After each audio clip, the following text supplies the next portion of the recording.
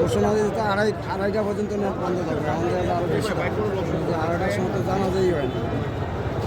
তিনটায় দিবে না, তিনটায় তিনটাই দিব জানাজা। পারবো না 3টার আগে।